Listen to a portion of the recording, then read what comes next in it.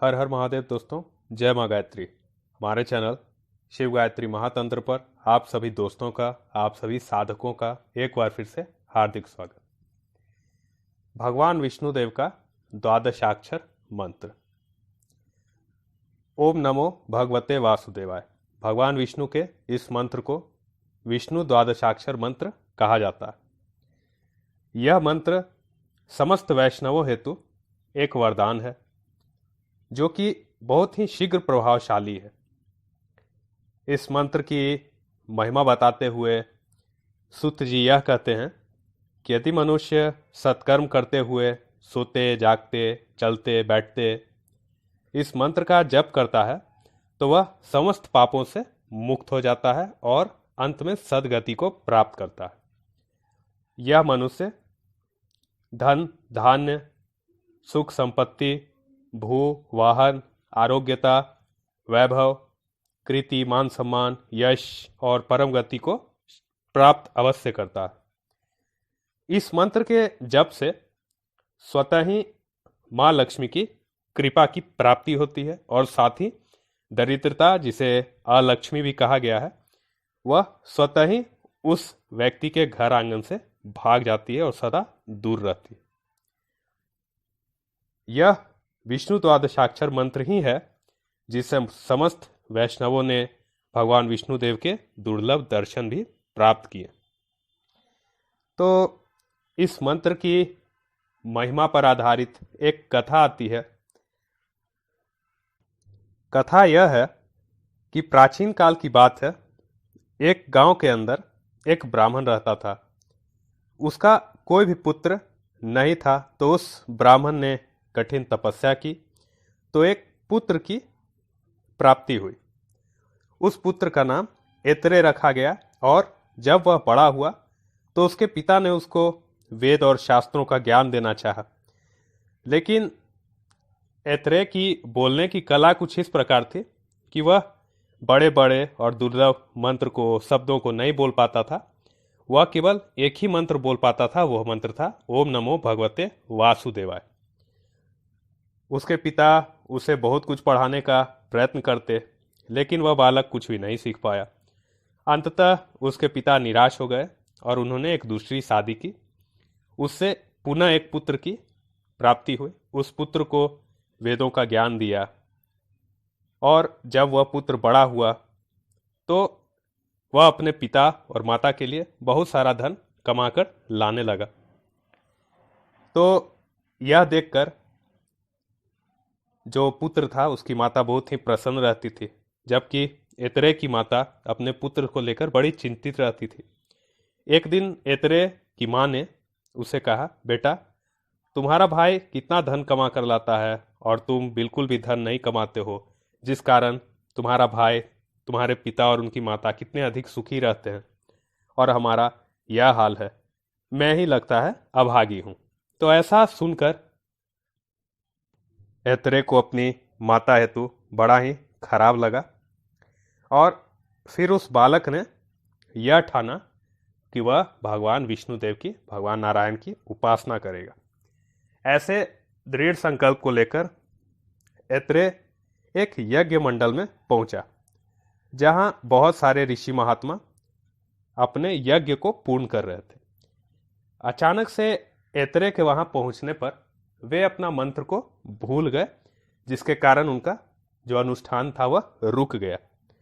उनके अनुष्ठान को रुकता देख वहां पहुंचा बालक ऐतरेय शीघ्र ही उन्हें ओम नमो भगवते वासुदेवाय इस मंत्र का उसने उन सभी को ज्ञान दिया, जिससे पुनः महात्माओं को अपने यज्ञ का भान हुआ, ज्ञात हुआ और उससे उनकी अनुष्ठान की बहुत ही अच्छी तरह से पूर्ति हुई। जब सभी ऋषि महात्मा इस बात को लेकर अधिक प्रसन्न हुए, तब उन्होंने ऐतरेय को बहुत सारा अधिक धन दिया और यही धन लेकर ऐतरेय अपनी मां को जाकर दे दिया। इसके बाद ऐतरेय ने ओम नमो भगवते वासुदेवाय इस मंत्र से बहुत ही अधिक परिश्रम किया, तपस्या की और एक महान विष्णु साधक बनकर अपने जीवन को सद्गति की तरफ ले गया। तो ऐसी ऐसी महिमा है इस द्वादशाक्षर मंत्र की। भगवान विष्णुदेव के केवल इस मंत्र का ही जप निरंतर प्रतिदिन आजीवन करने से ही मनुष्य इस विकराल कलयुग से भी तर जाता है। मनुष्य को शरीर के द्वारा, आत्मा के द्वारा और मन के द्वारा सभी सुखों की प्राप्ति बहुत ही शीघ्र होती है और अंत में वह व्यक्ति धर्म, अर्थ, काम, मोक्ष पर के राह पर चलते हुए अंत में भगवान विष्णुदेव को अवश्य प्राप्त करता है। इस शक्तिशाली द्वादशाक्षर मंत्र के निरंतर जप से प्रेत दोष, पितृदोष, नवग्रह दोष में भी शांति और मुक्ति अवश्य मिलती है, क्योंकि श्रीमद् भागवत में इस मंत्र को मुक्ति मंत्र कहा गया है एवं यह मोक्ष का मार्ग भी सुनिश्चित करता है।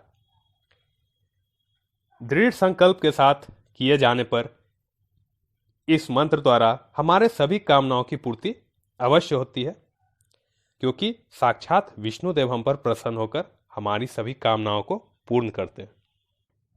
भगवान विष्णुदेव के द्वादशाक्षर मंत्र की जो महिमा है उसके संदर्भ में विष्णु पुराण में भी एक कथा आती है। यह कथा कुछ इस प्रकार है कि यह कथा एक बालक की है जिसका नाम ध्रुव था। तो महाराज उत्तानपाद नाम के एक राजा थे जिनकी 2 रानियां थी।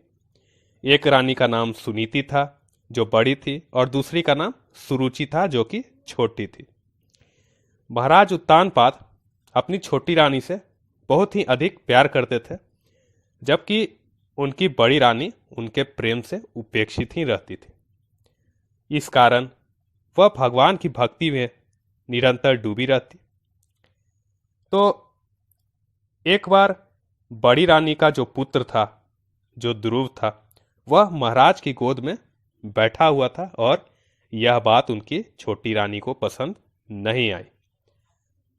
तो छोटी रानी जो थी उन्होंने बालक ध्रुव को राजा की गोद से उतार दिया और बहुत ही कटु शब्द बोले कि महाराज की गोद में बैठने का अधिकार केवल मेरे पुत्र उत्तम को है। यदि तुम इस अधिकार को प्राप्त करना चाहते हो तो तुम मेरे गर्भ से उत्पन्न हो। इसके लिए केवल भगवान विष्णुदेव ही तुम्हारी सहायता कर सकते हैं। इस कारण बालक ध्रुव सुरुचि के इस प्रकार के व्यवहार से बहुत ही दुखी हो गया और अपनी माता के पास आकर वह बोलता है।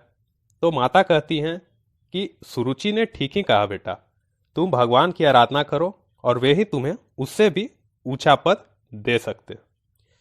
तो माता तो जगत माता होती है। माता के वचनों को सत्य मानकर बालक ध्रुव ने जंगल की ओर प्रस्थान किया। तो अब यहाँ एक और कथा आती है कि वहाँ देवर्षि नारद आए और उन्होंने उसे समझाने का भी प्रयत्न किया कि तुम इस तपस्या को मत करो, इसका कोई भी फल लाभ नहीं प्राप्त होगा। लेकिन दृढ़ संकल्प को लेकर बालक ध्रुव ने उनकी बातों को नहीं माना और मधुवन नामक वन में बालक ध्रुव गए, मंत्र की यथाशक्ति दीक्षा प्राप्त की और द्वादशाक्षर मंत्र ओम नमो भगवते वासुदेवाय की साधना और तपस्या प्रारंभ कर दी। पहले तो बालक ध्रुव ने बैर का सेवन करके ही और सूखे पत्ते का सेवन करके इस तपस्या को पूर्ण किया। बाद में वह केवल जल पीकर ही इस तपस्या को करते रहे और अंत में मात्र वायु के सहारे ही वह जिंदा रहने लगे और इस तपस्या को पूर्ण करने लगे। इस अधिक और कठिन तपस्या जो कि इतने कम उम्र का बालक को शोभा नहीं दे रही थी, इसके कारण बालक ध्रुव का मन भगवान विष्णुदेव के अंदर बिल्कुल एकाग्र हो गया। बालक ध्रुव की इस तपस्या से भगवान विष्णुदेव अधिक ही प्रसन्न हुए और बहुत ही जल्द वे बालक ध्रुव के सामने प्रकट हुए और उन्होंने अपनी वाणी द्वारा और अपने शंख के द्वारा ध्रुव के चरणों को स्पर्श कराया और ध्रुव को आशीर्वाद दिया। इस प्रत्यक्षीकरण के बाद, इस कल्याणार्थ भगवान विष्णुदेव के दर्शन के बाद भगवान विष्णुदेव ने ध्रुव को अपने हाथों से अपने गोद में और मां लक्ष्मी की गोद में स्थान दिया। तो जो बालक अपने पिता और अपने माता की, सौतेली माता के दर्शन को और प्रेम को लोलुप था, तो इस दिव्य मंत्र ओम नमो भगवते वासुदेवाय ने उसे जगत पिता का प्रेम प्रदान किया और जगत माता मां लक्ष्मी का प्रेम प्रदान किया। इसके बाद बालक ध्रुव अपने राज्य को पुनः आए और उन सभी कामनाओं को उन्होंने पूर्ण किया जो भगवान विष्णुदेव द्वारा उसे आशीर्वाद और वरदान रूप में प्राप्त हुआ। तो कहने का अर्थ है कि यह विष्णु द्वादशाक्षर मंत्र से एक बालक ने अपने पिता के प्रेम को पाने के रूप में जगत पिता को ही प्राप्त कर लिया। तो यह है अद्भुत लीला विष्णु द्वादशाक्षर मंत्र की। विष्णु द्वादशाक्षर मंत्र के संदर्भ में एक महिमा रूपी कथा और आती है, जो कथा एक भिखारी की है। तो कथा कुछ इस प्रकार है कि एक भिखारी जंगल के अंदर रहता था। वह काफी भोला भिखारी था। वह जब गांव के अंदर मांगने के लिए गया तो उसने लोगों को, वहां ऋषियों को ओम नमो भगवते वासुदेवाय इस मंत्र का जप करते हुए सुना। जब उस भिखारी ने इस मंत्र को सुना तो उसके रोम रोम में एक प्रकार का घर्षण हुआ, एक प्रकार का तरंग दौड़ गया और उसे यह बहुत ही अजीब भी लगा और प्रिय भी लगा। उसके बाद भिखारी ने इस द्वादशाक्षर मंत्र को याद कर लिया और जोर जोर से अब वह भीख मांगने लगा इसी मंत्र का उच्चारण करके। वह जहां भी इस मंत्र का उच्चारण करते हुए भीख मांगता तो उसने गौर किया कि अब उसे बहुत ही अधिक भिक्षा मिल रही थी और जिसमें धन की मात्रा भी ज्यादा थी। भिखारी पूरा आश्चर्य में था कि अरे, मेरी यह समझ में नहीं आ रहा है कि अब मेरे अंदर ऐसा क्या हो गया है जो केवल इस मंत्र का उच्चारण मात्र से मुझे इतनी अधिक भिक्षा और भोजन की प्राप्ति हो रही है। उसके बाद एक दिन पुनः वह इसी द्वादशाक्षर मंत्र का जप करते हुए भिक्षा मांग रहा था। तो उसने यह अपने अंदर यह महसूस किया और फील किया कि अब उसे किसी प्रकार की भिक्षा की आवश्यकता नहीं ज्यादा पड़ रही थी। उसे जो भी मिल जाता था वह खा लेता था और यदि कोई व्यक्ति उसे अधिक भिक्षा भी देना चाहे तो वह इनकार कर देता था। अब भिखारी भगवान का नाम लेते लेते इतना अधिक प्रसन्न होने लगा और खुश रहने लगा कि उसे यह विश्वास हो गया कि यदि वह भगवान के इस द्वादशाक्षर मंत्र का जाप करेगा तो उसे इस नर्क जैसी जिंदगी से छुटकारा मिल जाएगा। उसके बाद से उसने दिन में ओम नमो भगवते वासुदेवाय का जाप करना और शीघ्र ही बढ़ा दिया, अधिक कर दिया। वह आराम से एक पेड़ के नीचे बैठ जाता और मंत्र का निरंतर जाप करते रहता और तब तक वह मंत्र का जाप करता जब तक वह थक नहीं जाता, अन्यथा उसे भूख प्यास नहीं लग जाती। जब वह पूरी तरह से थक जाता तो उठता और पानी पीता, खाना खाता और फिर वही काम करने लगता। अब उसे अधिक धन एकत्रित करने का भी सपना उसने छोड़ दिया। बस जब खाना खत्म हो जाता वह मांगकर उतना ही लाता जिससे उसकी भूख खत्म हो जाती। जब भी वह किसी के घर में जाता तो बोलता ओम नमो भगवते वासुदेवाय। भगवान के नाम पर उसे 2 रोटी अवश्य मिल जाती और इतने में ही उसका पेट भर जाता। कुछ दिन बाद उस भिखारी की यह स्थिति हो गई कि उसके मुख से अब केवल एक ही मंत्र का नाम निकलता, ओम नमो भगवते वासुदेवाय। वह साधना में भगवान विष्णुदेव की आस्था में, भक्ति में यह भी भूल गया कि उसका नाम क्या है और वह कौन है। वह केवल अपने आप को अब इतना ही जानता कि वह भगवान विष्णुदेव का एक भक्त है। एक दिन जिस नगर में वह भिक्षा मांगने को पहुंचा, उसी नगर के राजा ने यह घोषणा की कि हमारे राज्य का जो सबसे महान संत को खोज कर लाएगा उसे इनाम दिया जाएगा। ऐसी स्थिति में बहुत लोग लालचवश उसे भी राजा के यहाँ ले जाकर पेश किए। राजा ने जितने भी संत आए थे उन्हें यह कहा कि आप अपनी अपनी जो श्रेष्ठता है उसे सिद्ध करिए। जब भिखारी से यह बोला गया कि आप यहां आए हैं तो अपनी श्रेष्ठता को सिद्ध करिए, तो सभी लोग उसके फटे पुराने कपड़े, उसका व्यवहार आचरण देखकर हंसने लगे। पर उस भिखारी को इसका तनिक भी कोई गम नहीं था। वह उसी वेशभूषा में खुश रहता और जब भी उससे कोई पूछता तो वो केवल एक ही शब्द, एक ही मंत्र बोलता, ओम नमो भगवते वासुदेवाय। भिखारी से राजा ने पूछा कि हे ऋषि, हे धर्मात्मा, आप अपनी श्रेष्ठता को सिद्ध करिए यदि आप वास्तविक संत हैं तो, क्योंकि उसकी वेशभूषा से तो वह संत नहीं लग रहा था। भिखारी ने हंसकर उत्तर दिया, महाराज, मैं कोई संत नहीं हूं, मुझे यहां जबरदस्ती लाया गया है कुछ पैसों की लालच में जो लोगों ने ले आया। मैं अपनी श्रेष्ठता साबित नहीं करना चाहता क्योंकि मेरा मानना है कि मैं श्रेष्ठ नहीं हूं। मुझे इस दुनिया में एक ही श्रेष्ठता दिखती है और वह है भगवान विष्णुदेव, भगवान वासुदेव। उनसे श्रेष्ठ कोई भी नहीं है और हमारा भी यही प्रयोजन होना चाहिए कि भगवान विष्णुदेव की साधना और उपासना से हम अपने जीवन में स्वतः अर्थात स्वयं का कल्याण करें और दूसरों को भी इस राह पर ले जाएं। इतना अद्भुत ज्ञान सुनने पर राजा समझ गए कि यह भिखारी की वेशभूषा में यही वास्तविक संत है। तो ये अद्भुत शक्ति है भगवान विष्णुदेव के द्वादशाक्षर मंत्र की। भगवान विष्णुदेव के द्वादशाक्षर मंत्र का जो पूर्ण पुरस्चरण है वह 12 लाख मंत्रों का बताया जाता है। अब शास्त्रों में, पुराणों में इस मंत्र के पुरस्चरण को पूर्ण करने पर क्या लाभ बताया गया है वह जानिए। इस दिव्य मंत्र का 1 लाख पुरस्चरण पूर्ण करने पर आत्मा की शुद्धि होती है। 2 लाख पुरस्चरण पूर्ण कर लेने पर मंत्र की शुद्धि होती है। 3 लाख पुरस्चरण पूर्ण कर लेने पर स्वर्ग लोक की प्राप्ति होती है। 4 लाख मंत्र पुरस्चरण पूर्ण कर लेने पर विष्णु जी का सामीप्य प्राप्त होता है। 5 लाख पुरस्चरण पूर्ण करने पर निर्मल ज्ञान की प्राप्ति होती है।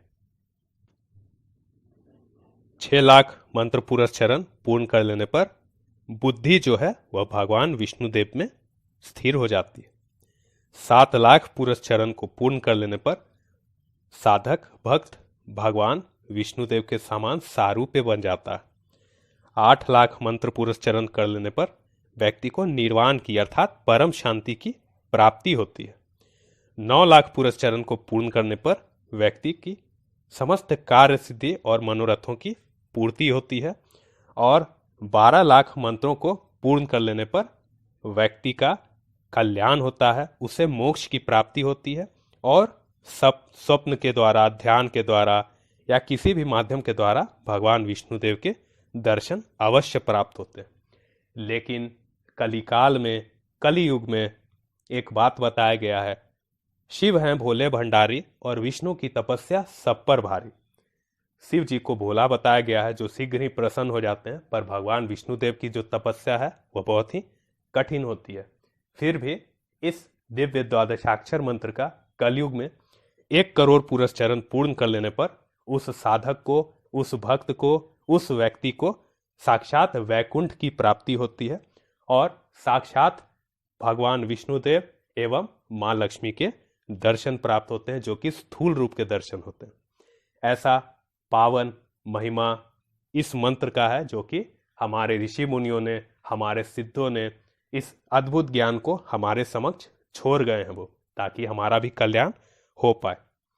तो इस मंत्र का संपूर्ण फल प्राप्त करने हेतु हमें इसकी तपस्या करनी होगी, हमें त्याग के साथ और पूर्ण परिश्रम के साथ इसके पुरस्चरण को पूर्ण करना होगा। याद रखिए, साधना में अक्सर मन भटक जाता है, अक्सर परीक्षाएं होती है, पर उन सभी को पार करके, उन सभी को झेल के और डट के हमें इस साधना को पूर्ण करना होता है। तभी हम प्रसन्न होते हैं, तभी हमारा कल्याण होता है, तभी हम उत्तीर्ण होते हैं। तो आज आपने और हमने जाना कि भगवान विष्णुदेव के द्वादशाक्षर मंत्र की अद्भुत शक्तियां क्या है, किस प्रकार इस द्वादशाक्षर मंत्र से भगवत प्राप्ति, रोग नाश, मनोकामना की पूर्ति, लक्ष्मी एवं वैभव प्राप्ति, आत्मिक, मानसिक, शारीरिक सुख शांति एवं ऊर्जा की प्राप्ति, नकारात्मक विचारों का शमन, एकाग्रता में वृद्धि, नकारात्मक शक्तियों से छुटकारा, भगवान विष्णुदेव के अद्भुत दर्शन, सुख, समृद्धि, कल्याण प्राप्ति, प्रेत और पितृ नवग्रह के दोषों से मुक्ति, और अंत में वैकुंठ की प्राप्ति और भगवान विष्णुदेव माँ लक्ष्मी की प्राप्ति अवश्य होती है।